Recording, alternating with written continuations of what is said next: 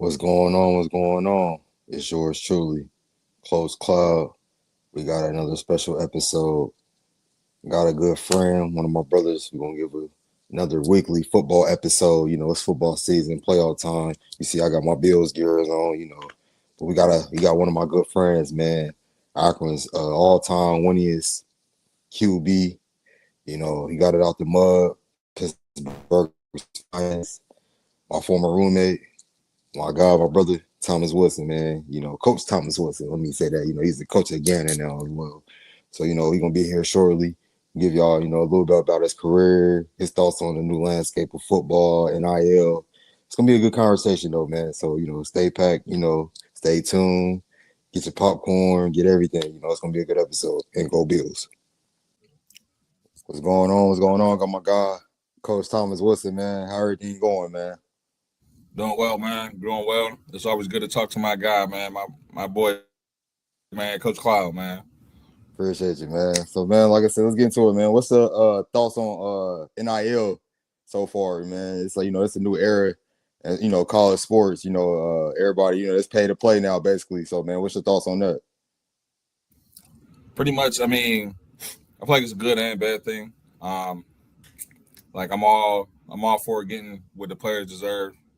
Just me being another former college athlete, and everybody don't make it to the pros. So like, if you could get like things happen, injuries, everything. So like, I'm all for like the players like taking care of their families and everything now, sooner the better, rather than later waiting.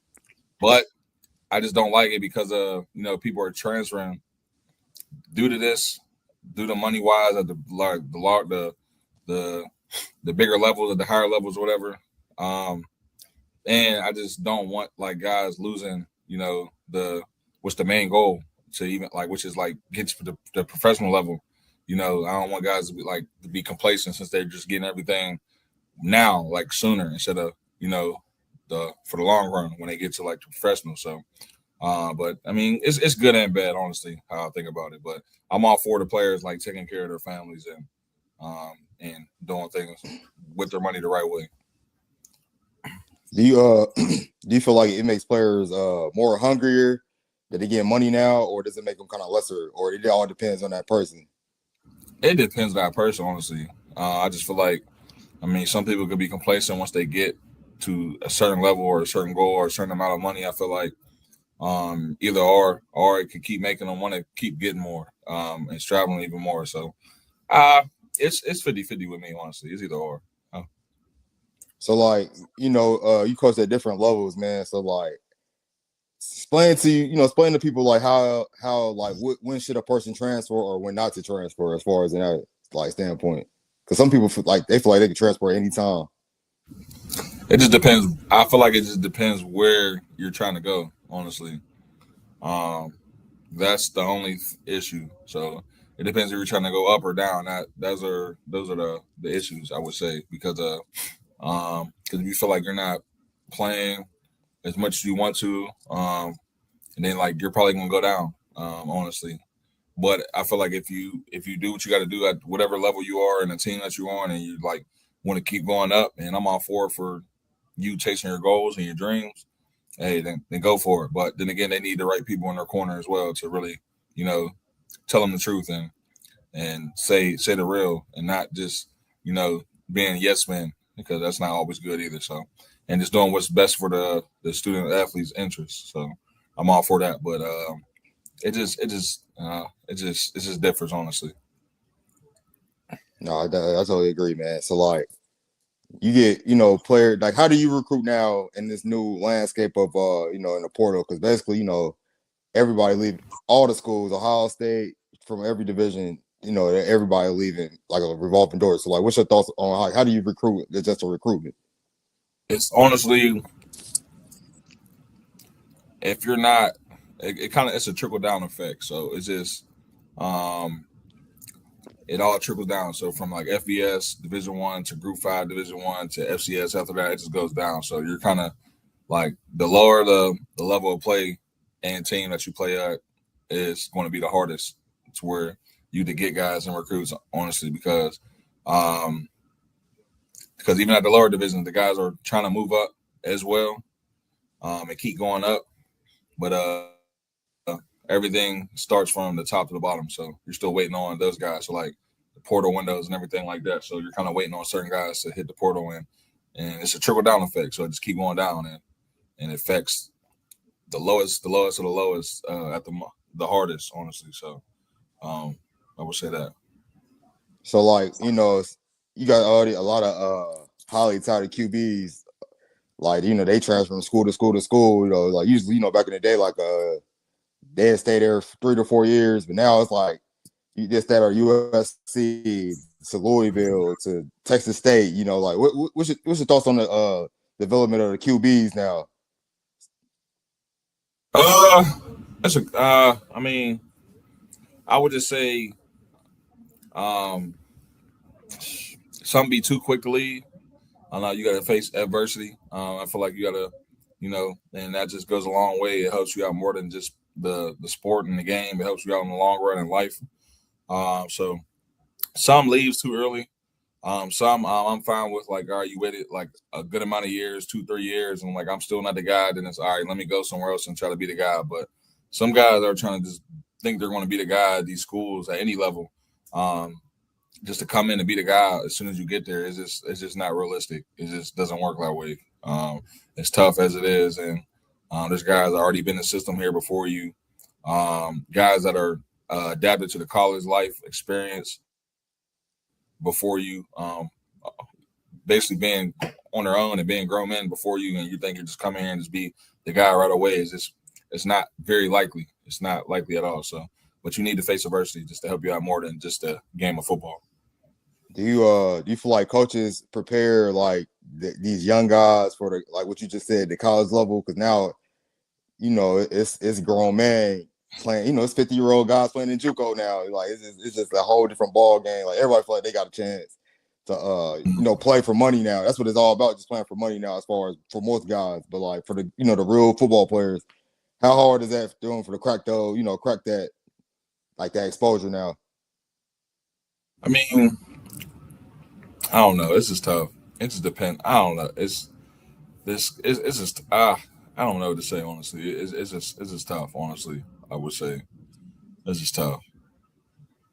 Like So I don't even, yeah, I don't even, I can't even like put the right words for it. But I mean, it's it's just everyone's looking for the older, experienced person. Like it's grown. Like I'd rather have an older guy rather than a younger guy, honestly. And that's just and the lower, the harder it is. So like right now, it's harder for high school guys to get recruited unless you're like a big time recruit, honestly. So um, and that's where it's getting where it's leading to. yeah, I got you on that, man. So like, what about you got these smaller schools. They getting approached by all these bigger schools now. So like, how do you feel like a coach should recruit now for like say like a mid major, like how we went to Akron, like how should they recruit now as far as taking lower guys from the Power Five or just trying to build their programs up. It's both. I mean, they got like I would say at that level, you kind of got a mixture of both because then you got guys from. I mean, you got guys from like lower levels moving up, and they'll be helpful at that level as well at the group of five schools. So it's kind of a mixture of both, honestly. Like I said, Division 1 is the everyone's trying to get there, so they kind of got a more of a wide range of who they could pick from the group, and whoever's left, it still goes down. Then it goes to FCS and Division 2, Division 3, NIA, and it just keeps going down. So, and then there's guys from the the smaller schools going up as well. So everyone's trying to get to that Division 1 level. So it's a mixture of both, honestly. That's what's up, man. So man, let's get into your football upbringing, man. So like, man, let's talk about you from Pittsburgh. Were you from East Side of Pittsburgh, right? Yes, sir. ESPN, East side of ESPN. Pittsburgh. Okay, shout out to ESPN, man. All the ESPN people out there, man. So talk about how football is strong in that culture. I'm from Dade, so it's a big basketball season. Talk about how how y'all love y'all football out there in Western Pennsylvania. Oh man, football is everything. Especially where I grew up at. I didn't lose a football game until I was 11 years old. So I just expected to win, and the guys and the coaches that were put around me were they instilled that into me, and not just me, just my teammates as well, and my peers. So football is everything in Western Pennsylvania, man. Everything. We sleep, bleed. We football is everything. So depending on football, I mean year round, we don't play all year round, but like we're pretty much waiting for football every year. So, but yeah, I'm from the east side of Pittsburgh.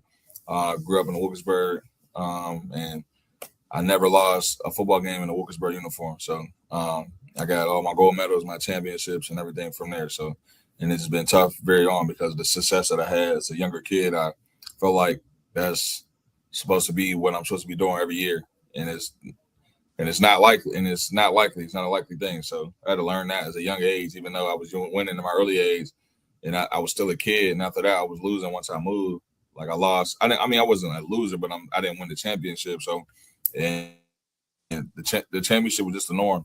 And where I grew up at, the practices were harder than the games. So when the games come, it was easy, and we were ready, and we we executed everything. We were very disciplined. We didn't jump off sides as kids. We never had no penalties. We never talked back. We were very, very disciplined. So all my coaches at the Wilkesburg level, when I played at Wilkesburg, they started that, and not just me, and everyone that I played for Wilkesburg, they could pretty much agree on this too as well. So title town. So like So we are, man. But who's like some of the best players you grew up playing with? Like he's like, man, damn, man, he's one of them guys. well, I mean, I played like honestly, I'm not gonna say nothing, but like the best football player I ever played football with never got to play college football. His name Harry Randall, and we were the same age growing up. I always played well. For the most part, I played quarterback my whole life. And he was a running back. And honestly, he could have played quarterback if he wanted to. Like he was literally the best player on our team. Like give him the ball, and he's gonna score. Like this, we need a big play. He's gonna do it. Like he was literally hands down the best player on our team. We had other players too as well on our team.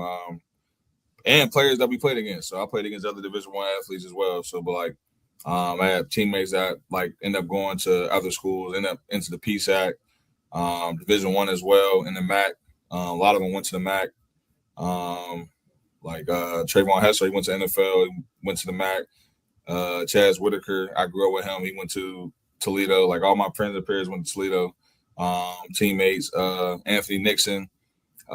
He was my teammate as a kid. He ended up playing safety, being a 3-year starter at Maryland. So, like, I mean, I could keep going on. There's a lot of guys. So, and it's crazy to say the best football player that I played football with never end up reaching playing at the collegiate level, which is crazy to say. So, but man, that's crazy to say. But football is everything where we're from, everything. So, like, when did you know you want to like say, hey, this is the sport I want to play for the rest of my life, or like just want to be a part of this? Like, when did you like? What was your breakout moment as a player? Breakout moment. I mean, I don't know, but like I always knew I was gonna be doing something with football. Like my parents, my mom could pretty much tell you I had a football. Everywhere I went, I found a football. I go to my grandparents' house. I come back in the house. Like, how'd you get this ball, man? If they leave it in the street or outside, I'm taking it. So it's my ball. So I always had a football in my hand. Um, I knew always, honestly. I played as a young. I played at the age of 4, since 4. So like I was always the youngest kid. So like my birthday used to, like my birthday is the day before like the cutoff for signing day. So like, and I was always the youngest, and I used to barely make it. So, and I was the youngest kid on the team. So, and football was everything. I mean, I don't know, honestly. I just played football my whole life. My older cousins, I don't know, I was always around them. They got me ahead of the game. They always helped me out. I was always outside. And my coaches at Wilkesburg, they did. I mean, I told them now, but like making sure that they understand and know how much I appreciate them and how appreciative I am. But they did a lot. So, but I mean, breakout moment. I mean, to be honest, like I said, like I'm not even trying to be cocky or anything, but like my team, we were winning all the time. So like it was just normal. So what I was doing was just considered normal. So like I didn't really think of nothing of it. Like as a kid, I'm thinking I'm supposed to win the championship every year. I'm thinking about I'm supposed to win every game. I played because that's what we were doing. I was doing that since the age of 4 all the way up to 10. So, and that was just normal to me. So, and I expected it every year because that's what it used to be like every year. Like, when are we gonna play this year? Like, I like really remember that as a kid. Like, and as crazy as it sounds, or I don't want to say how cocky, but that was just the standard. That was the goal, and our coaches put that in us. But I don't know about breakout moment or year. Like, I had like great years. I never like I always played though, so I never really didn't play. I always was out there playing. So Who was some of the players that you know that you looked up to that you wanted to model your game after? Because like now you see it's the evolution of it's a lot of black quarter. Even when you was playing, there's a lot of black quarterbacks, but now it's like yeah.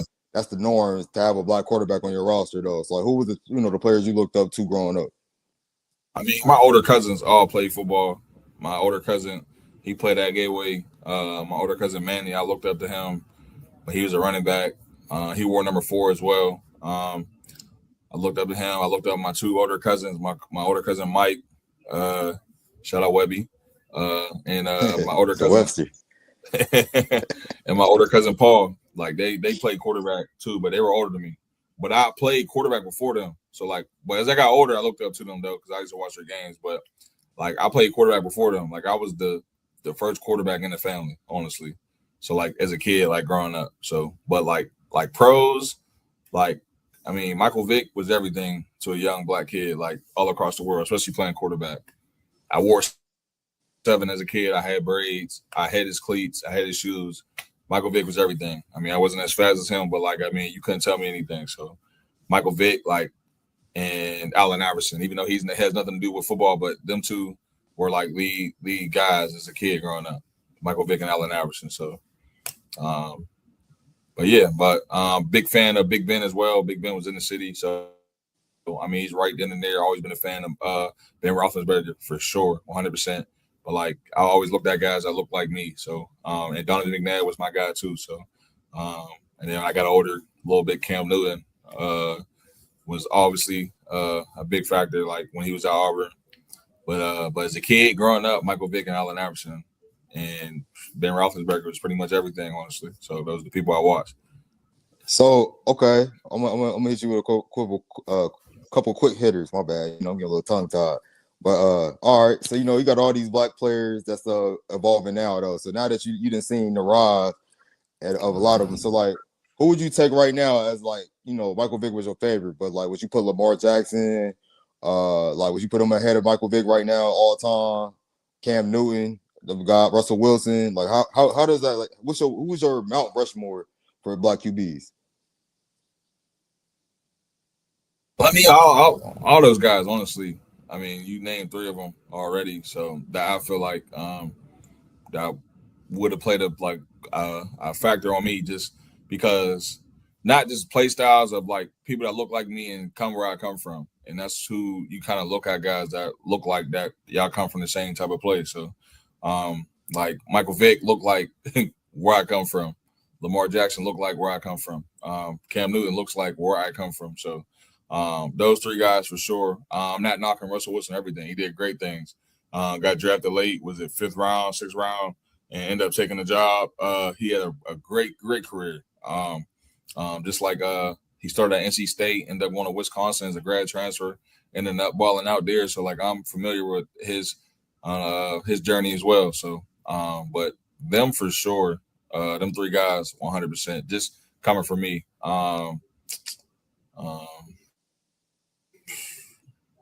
But yeah, pretty much it. Like just people, guys that look like me and talk like me, walk like me. The culture is everything. So like Allen Iverson and Michael Vick are the culture. Like those they were everything. So like I could like put it into like Lamar Jackson.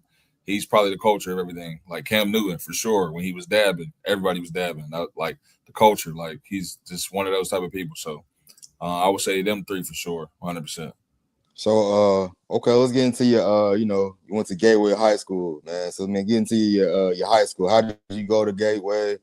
Talk about a little bit about the history, the guys that that played before you that made you want to suit up to be a Gator. I mean, honestly, I kind of had an idea we were going to Gateway. We moved out there early. Even when I moved out there early, I was still going back to Wilkesburg. So like I was still in Wilkesburg I didn't really fully stay at Gateway. I would say when I fully got into Gateway was like 6th grade. Was when I was really like, all right, I know I'm gonna be here. I know I'm about to go to school here. And honestly, my parents really let me make decisions when I was younger, as in like who I wanted to play for. Because I mean, they never forced me anything, never forced me to play. But I'm like, I might as well. Like, the sooner the better to get out to Gateway and for them to know who I am, to come out there, it makes sense. So like, because they really didn't know who I was, like coaches wise, when I got out there. Like, not everybody. Like, when I first got there, I played running back. Like, and then my first game playing running back, I scored 4 touchdowns. I took a opening kick return to the house, and I'm like, I can't believe I'm doing this, because in Wilkesburg I played quarterback.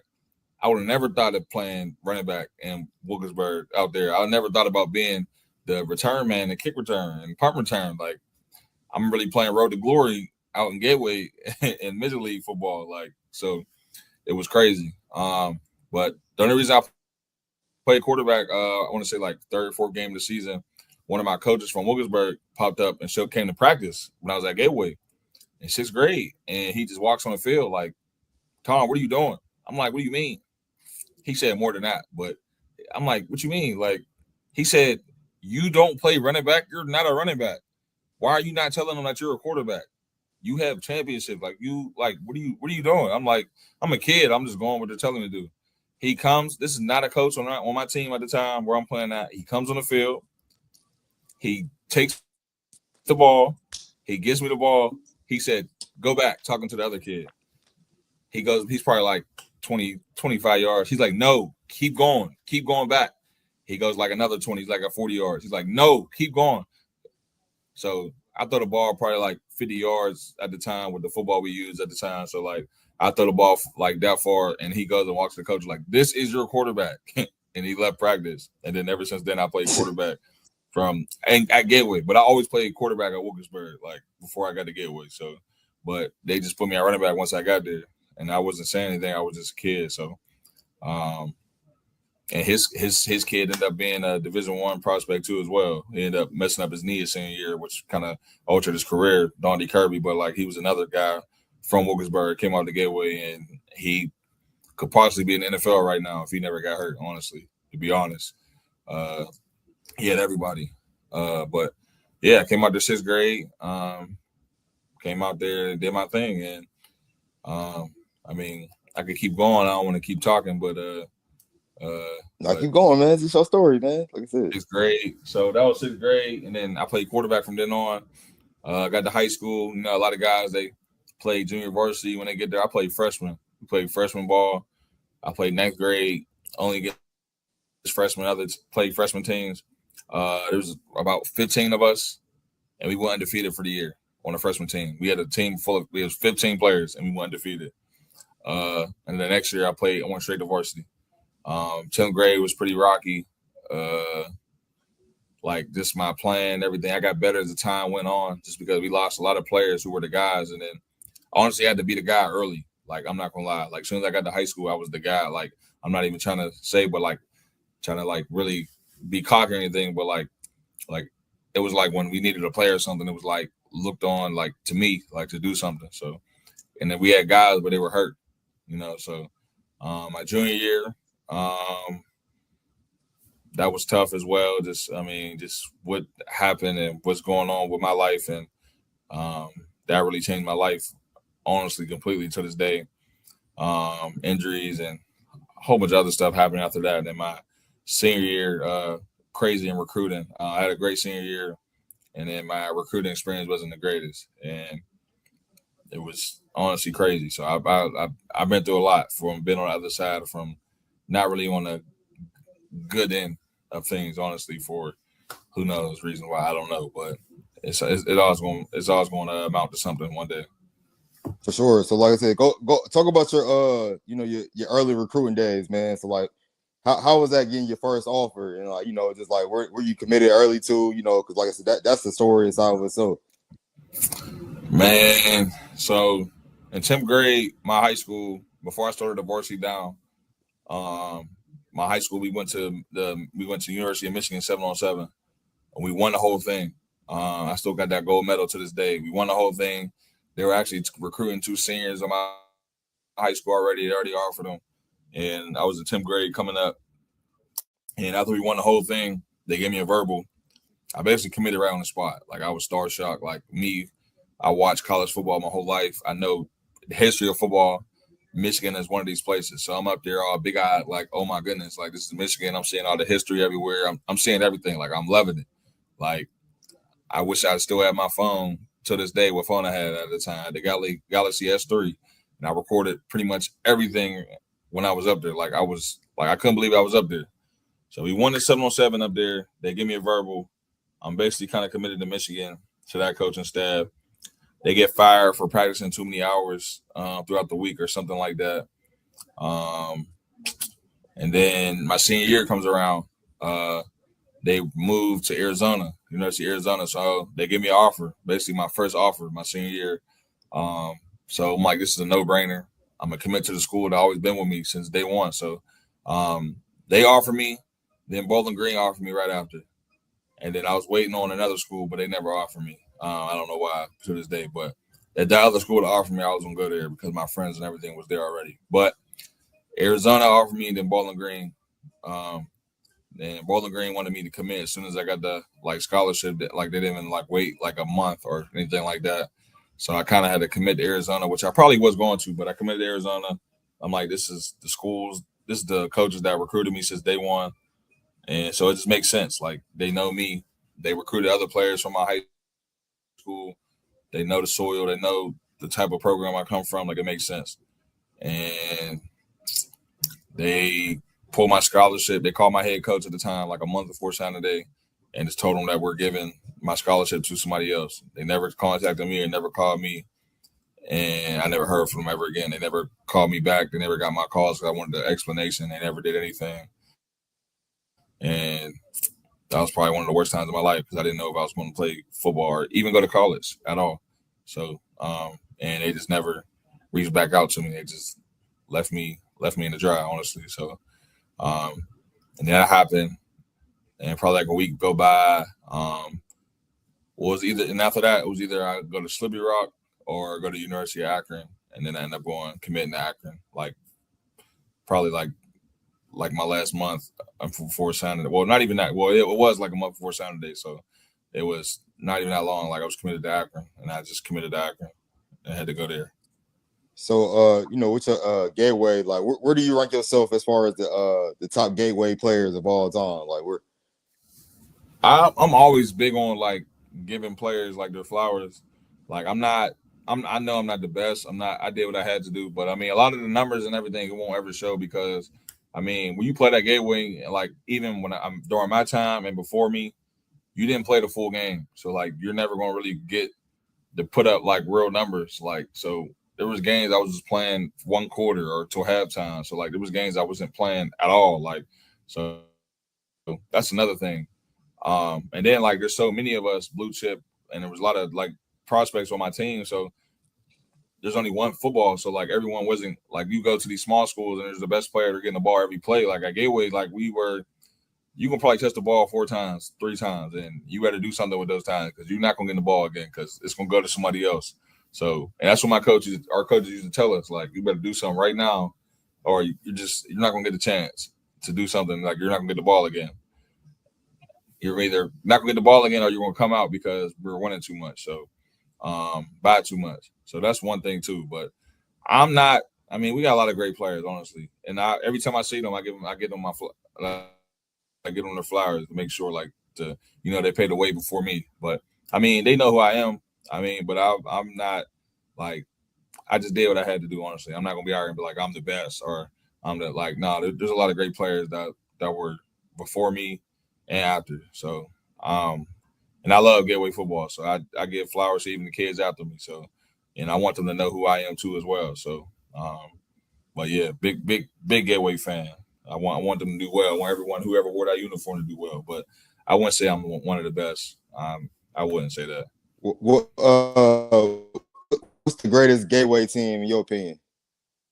The greatest gateway team is so we lost in the Whitfield Championship the Central Pittsburgh Central Catholic by a point. We went to overtime. We scored first. We missed a field goal. score right after they kicked the field goal, they won. That is the greatest. So that is the 2007, 2018, that year. That's the greatest gateway football team to me.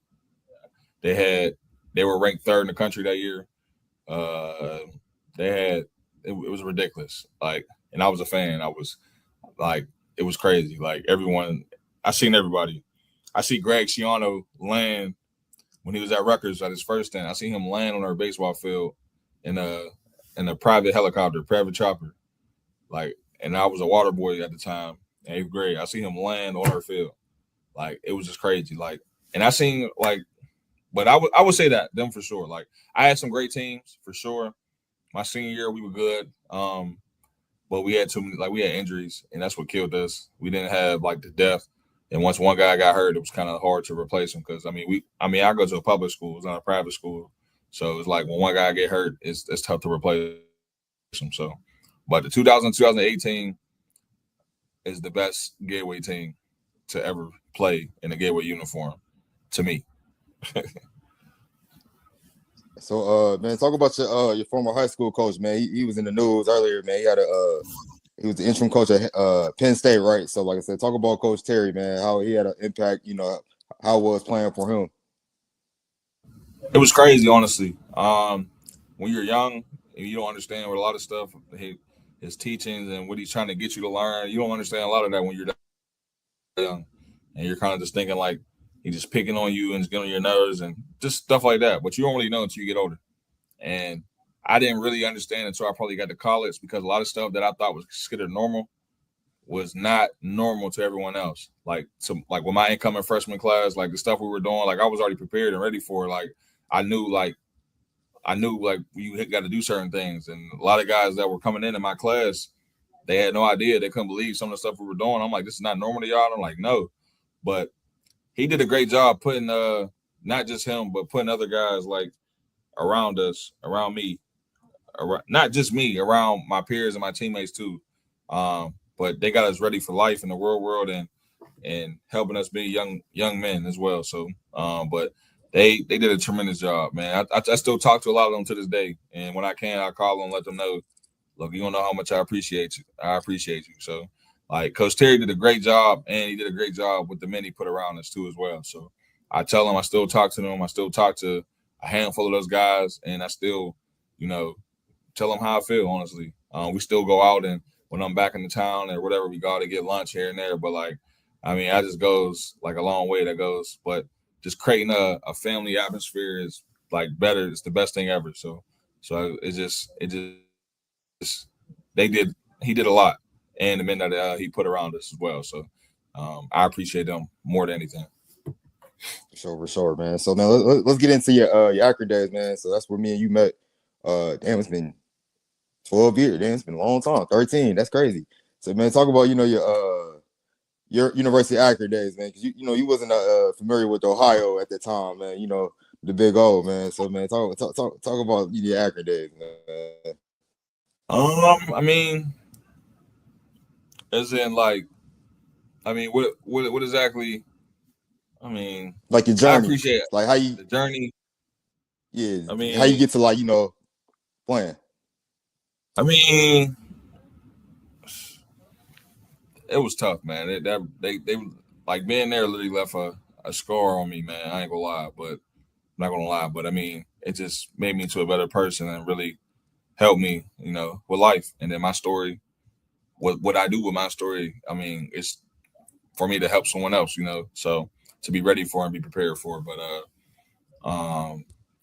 University of Akron was it was good, and I mean crazy bad times as well. So had his ups, had his downs, but very fortunate for all. I had a chance to go to school, get an education, and get a degree. Walk across that stage. So that's the most important thing here, and I got to be able to go to the next level and live out my dreams, being a student athlete as well. So very fortunate for that.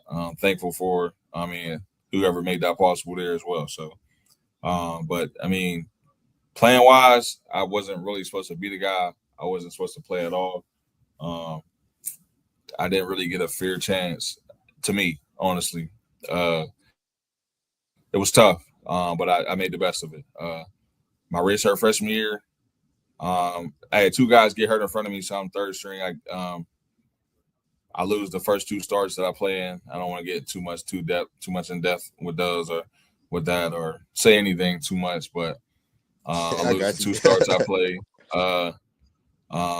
Lose the two starts I played in, which I should have won both games. Well, not me, but we. And I'm the youngest guy on the team. And then the next year, I went straight to fourth string. Um, we had another guy transfer in. Then we had the quarterback that was hitting me the previous year. Um,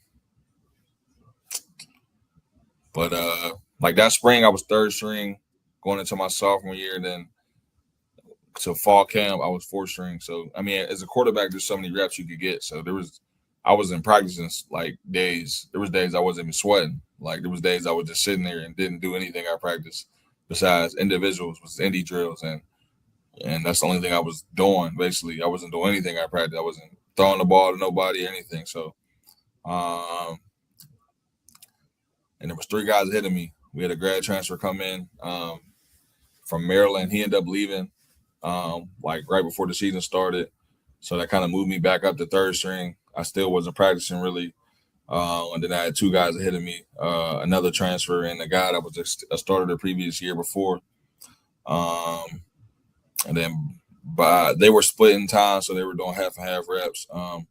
By like week 4, week 3, the guy that started the previous year, he got hurt against Pittsburgh, which he got hurt, he got concussed. So the guy they wanted to play, I mean, it was his chance to play.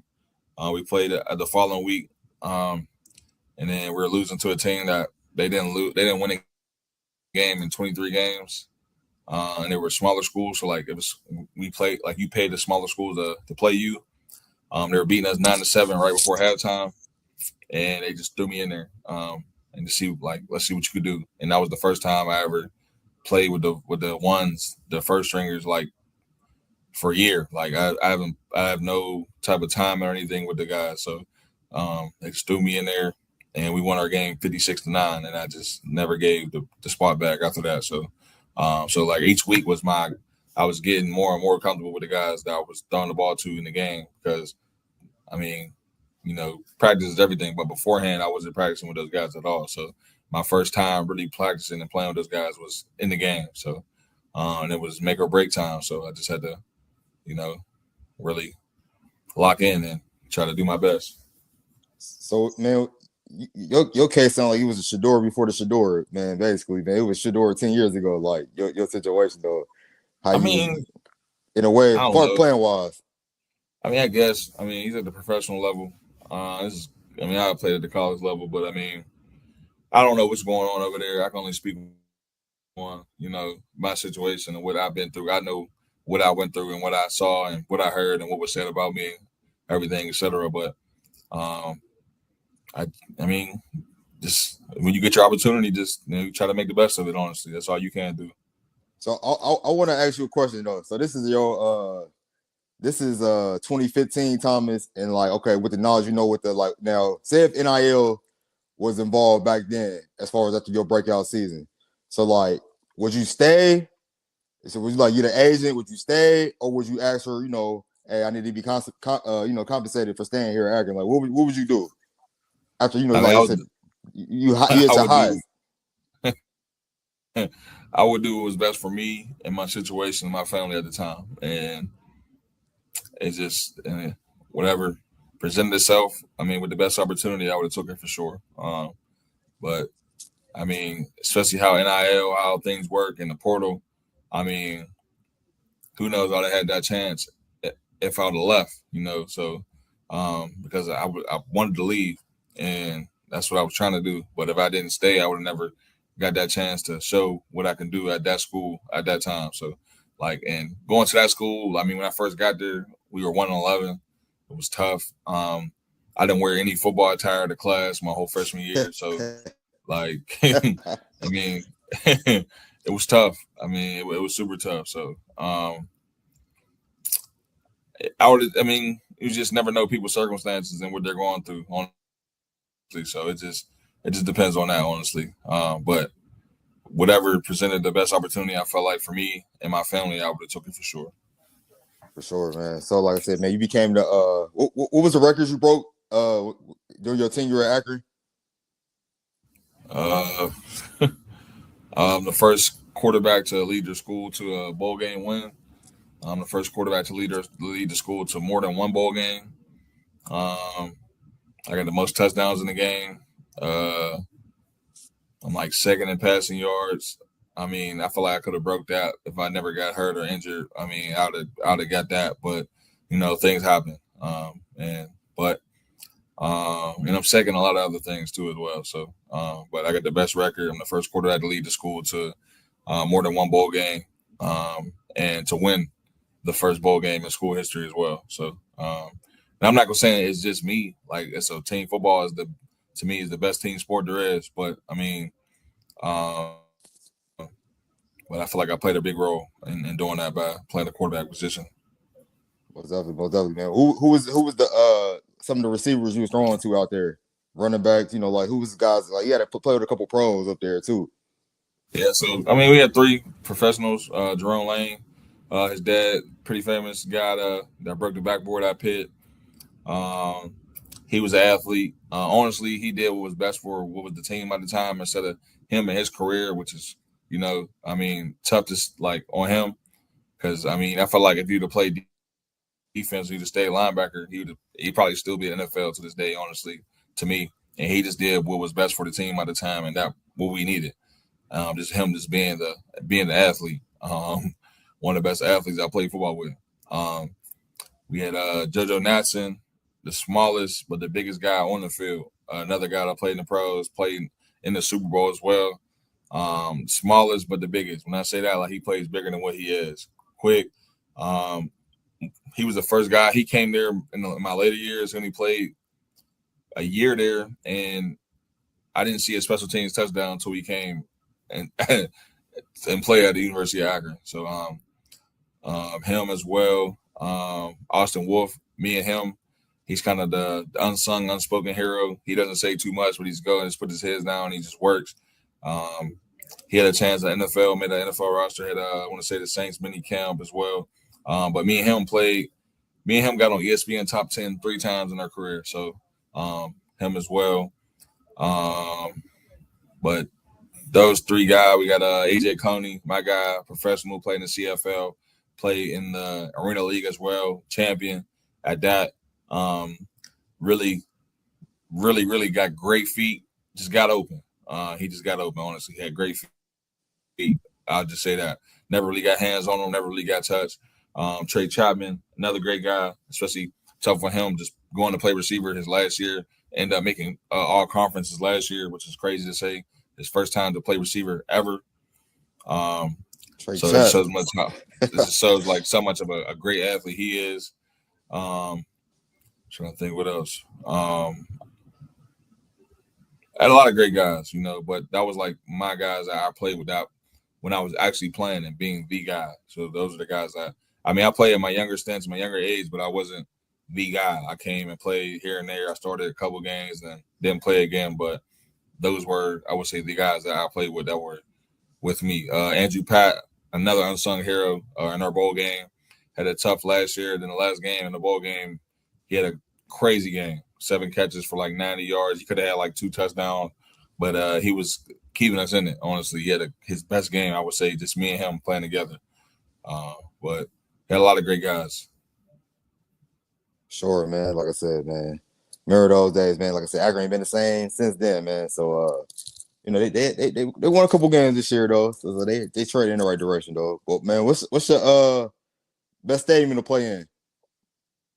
But stadium, like, as in like my conference wise, or like just in Period. general, like just Coaching, go Penn, like period. oh, I mean, Penn State has the best like stadium atmosphere, like out of any school that I've been to. Being a player, non-player, Penn State has the best atmosphere, honestly, out of everybody. White House is crazy, but they're like that every game. Honestly, you probably think every game is a whiteout, but Penn State has the best atmosphere out of all sports. To be honest, I mean, I'm not even trying to be like, I'm just being honest. Penn State has the best atmosphere for a game, honestly. Okay. Best offensive scheme to coach or play in?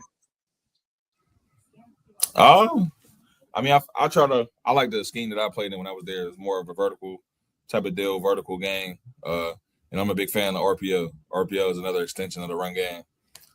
So I mean, just pretty much count numbers and going away from where the most numbers is at. So it's just that can help you out, help the quarterback, whoever's in that system play. But anything dealing with RPO, I'm a big RPO guy, run pass option guy. So that's what I like. That's what I love. That's what I felt like that helped me a lot.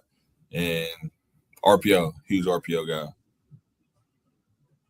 Got you. So man, let's get into your a little bit about your coaching career, man. So like I said, where you coaching at now, a couple of stops you've been at, and like man, talk about your your training as well with young QBs.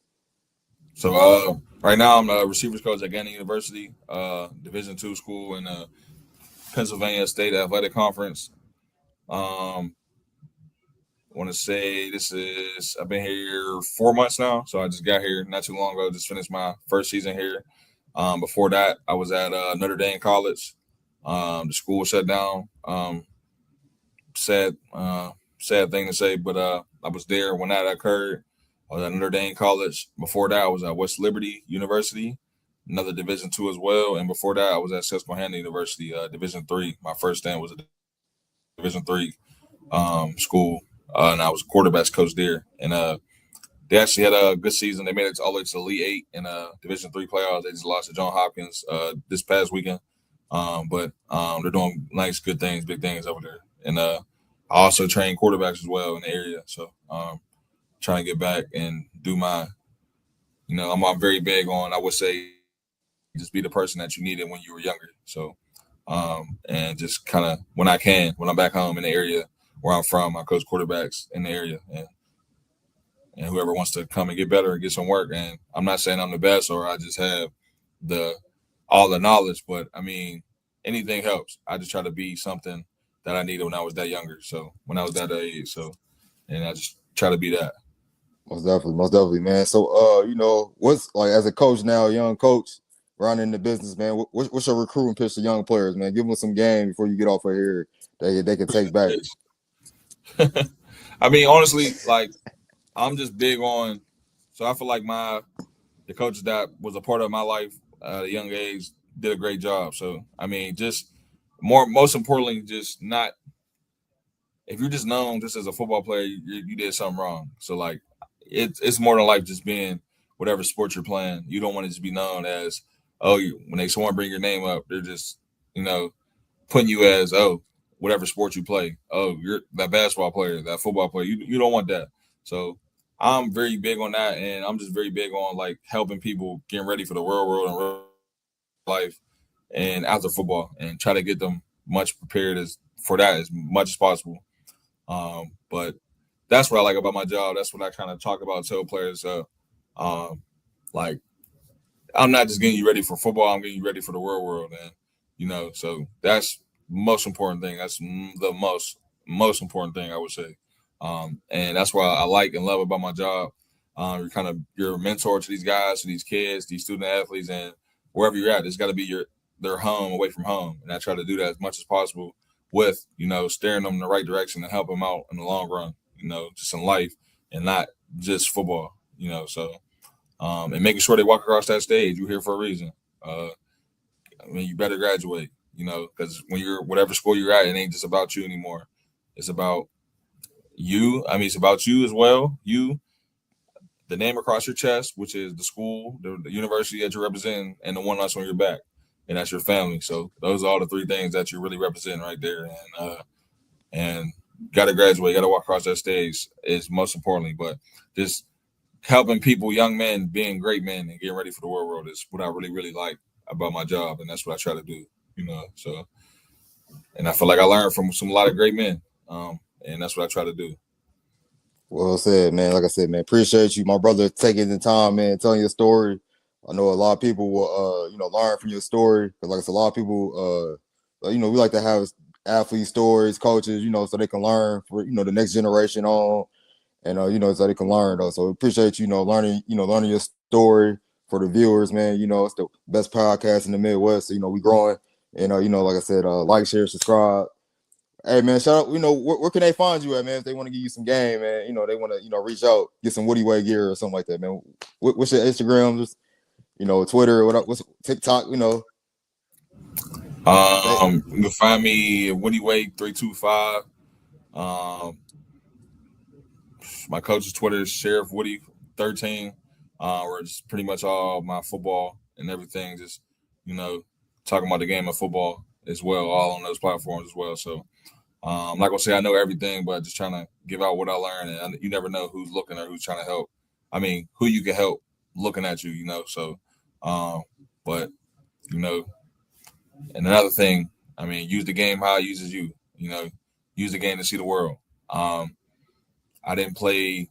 I played football all my life. I got to college. When I got to college, that was the first time I got on a plane, and it was because of the game of football. So I'm using it. Use the game how it uses you. The first time I saw a beach, I got on the beach was because of the game of football. So that was use the game how it uses you. So I would say that as well. So your body is all messed up and feel achy after a game and everything, and if you got an opportunity to go to school for the game of football or whatever sport you're in or venturing in, is use that how it uses you and to keep going and furthering yourself in life. So why not keep going? You heard the man. Like I said, man, follow his pages, Woody Way, TikTok, Instagram, Facebook, man. Like, share, subscribe, man. All right, y'all. Peace. Appreciate you.